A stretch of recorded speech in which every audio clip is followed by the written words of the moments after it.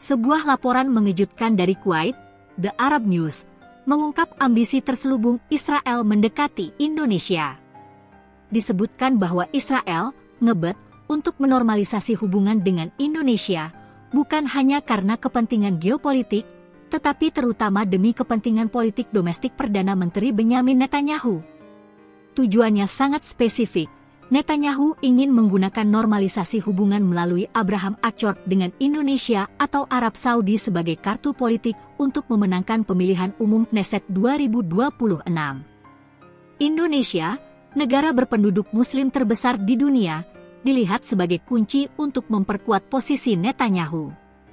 Namun, apa syarat yang diajukan Jakarta? Dan seberapa besar ambisi Israel terhadap Indonesia dibandingkan dengan Arab Saudi? Dalam 6 menit ke depan, kita akan bedah strategi Israel dan membongkar rumor kontroversial seputar kunjungan pejabat tinggi Indonesia ke Tel Aviv. Kepentingan politik Netanyahu, pemilu 2026. Laporan yang dikutip dari laman Israel, kan, menyoroti bahwa dorongan Israel untuk normalisasi hubungan dengan Indonesia dan Arab Saudi tidak lepas dari kalkulasi politik Netanyahu. Netanyahu membutuhkan kemenangan diplomatik besar untuk memperkuat posisinya dan membawa kemenangan yang lebih besar di pemilihan umum Knesset yang dijadwalkan pada November 2026. Normalisasi dengan negara-negara Muslim yang berpengaruh akan dianggap sebagai prestasi monumental oleh basis pemilihnya.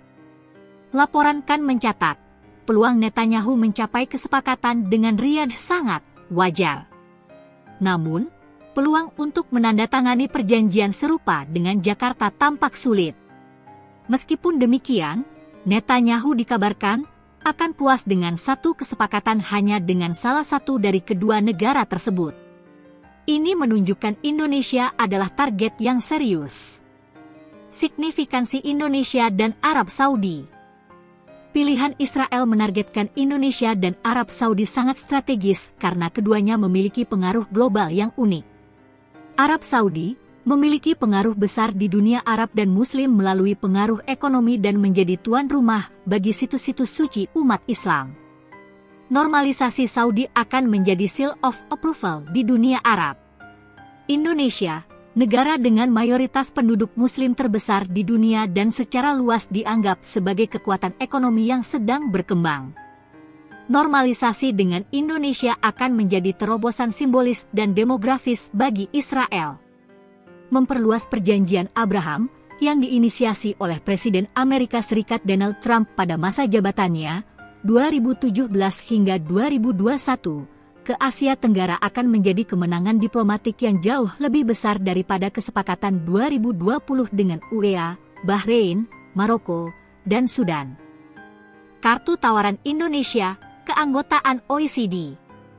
Lantas, apa yang menjadi kartu tawar-menawar strategis Indonesia?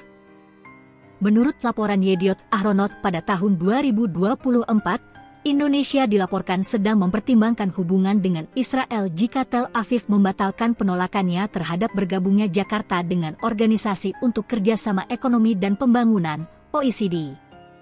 OECD adalah klub negara-negara maju yang sangat diidamkan Indonesia untuk mendapatkan pengakuan ekonomi global.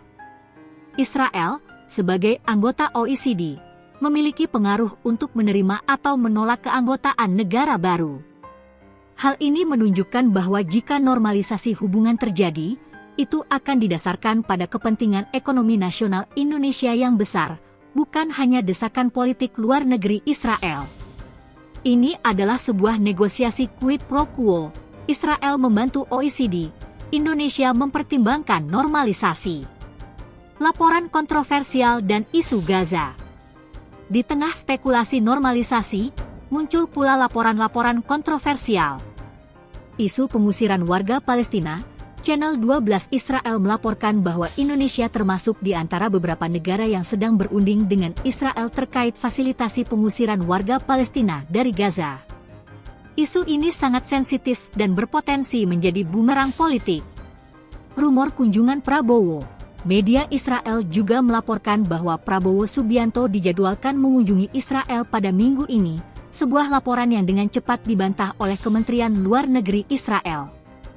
Meskipun laporan kunjungan Prabowo dibantah, fakta bahwa media Israel secara konsisten mengangkatnya menunjukkan adanya upaya atau setidaknya harapan yang besar dari pihak Israel untuk menjalin kontak tingkat tinggi dengan Jakarta. Ambisi Israel untuk mendekati Indonesia sangat jelas, didorong oleh kebutuhan politik domestik Netanyahu dan pentingnya Indonesia di mata dunia Muslim. Namun, Indonesia menahan diri dengan menjadikan keanggotaan OECD sebagai salah satu tawar-menawar kuncinya.